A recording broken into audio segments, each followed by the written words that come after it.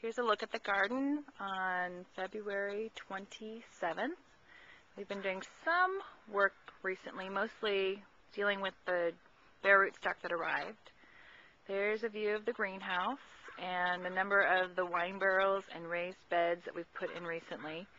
We've also put in a number of raised beds closer to the patio where we have the arbor and the grapes growing, and the kiwi vine, which never seems to do very much.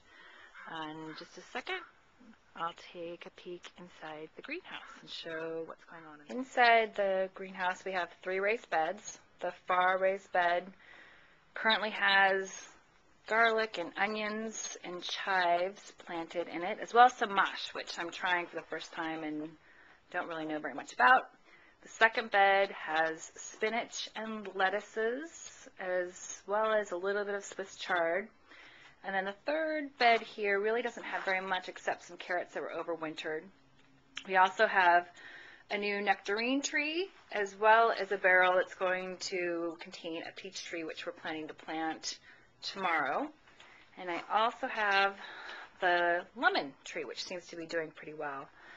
We recently finally installed the vents for the greenhouse. They're 2 feet by 2 feet, and there's one on each side of the greenhouse.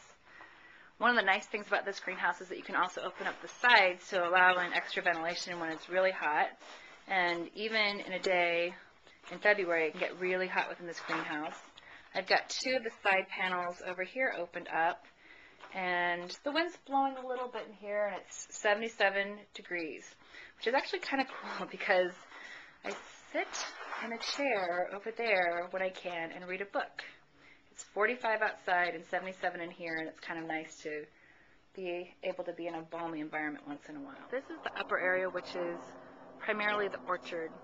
I'm not even sure how many fruit trees we have up here right now. I just put in another 4 apple trees and a few pear trees. There are also a couple of peach trees, an Italian prune, a Shiro plum, a schoolhouse plum, a cherry tree, as well as some other ones that were planted here before we moved in.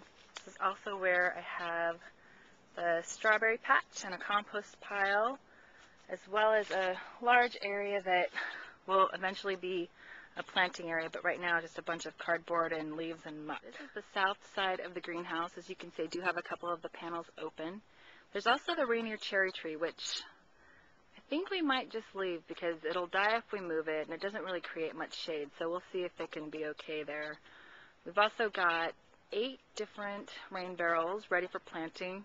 The 2 at the end with the umbrellas have radish and carrot seeds planted already, and the radish seeds are already starting to sprout. Over here we have the side yard, which is where we have most of our blueberries. It's pretty shady right now because of the angle of the sun, but it definitely is a much sunnier location as we get more into spring and summer. All of the blueberries have chicken wire cages because the first year I planted the blueberries, some critter came in and pretty much chopped them all down. But since I put the wire around them, they seem to be doing okay. And the last stop is the chicken coop. These are greedy girls. Whenever I come by, they're expecting snacks, and they've already had their snacks for the day, so they're not getting any more.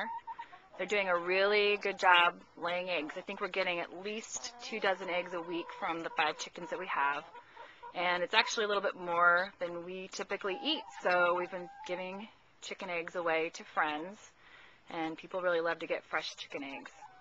This is the extension of the chicken coop. It's kind of a funny setup because we didn't plan very well in the beginning and didn't realize that the main chicken coop would be in not very much sun most of the year.